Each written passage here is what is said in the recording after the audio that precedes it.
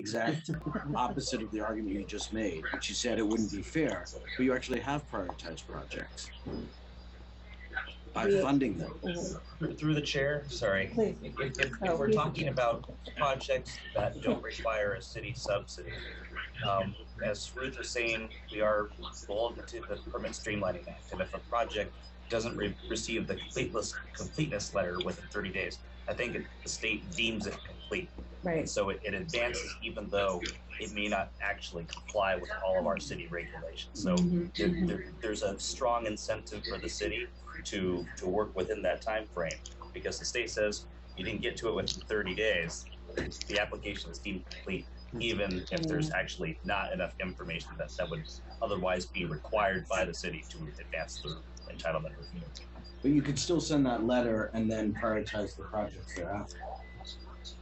But it's a staffing constraint, right?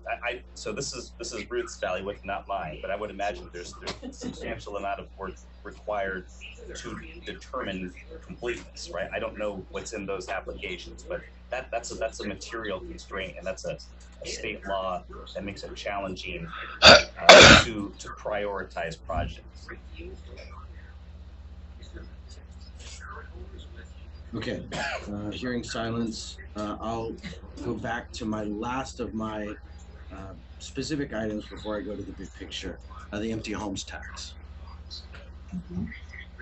What about it?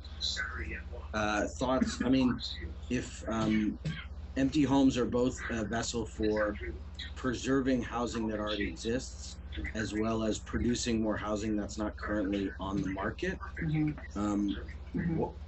when you said, hey, we thought about this idea, what made you reject it? Oh, I just thought about it, that you would want to see it in here with the policy kind of entrepreneur, assortment of things. I think with the vacancy tax, we haven't gotten data that seems to indicate that we have a really high number of vacant homes that are being held vacant for some reason, other than code. And I know that there are some that have tried to do estimates and saying this is not a nothing number. And I know that you had brought that forward before, but it's, to be honest, we actually don't have enough firepower to do these things. And because the empty homes tax could incent people to use their homes, but it doesn't necessarily incent a more fair housing approach to housing. Do you know what I mean? So it would incent more efficiency in the market potentially, but to me it's not a strong fair housing slant to it, because it may just have the same kinds of people that are already in that neighborhood. There's nothing that would make that balance out our communities in some way. Do you know what I mean? So it's why that, well, I didn't put it on the rating and ranking list, but there are many things that did not make this draft that we had thought through, because we did rating and ranking internally on how achievable was it, how equity focused was it, and what was the third one? Just overall impact. Overall impact, right? 2 units, nice little thing.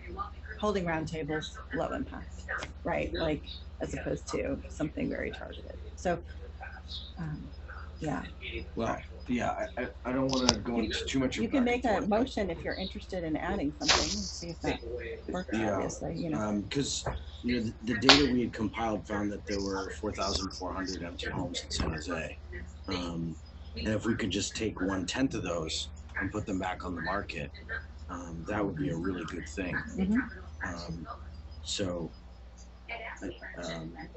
Anyway, all right, I'll think about that. Let's go big picture. I wanted to support Commissioner Jackson's point about the feedback loop.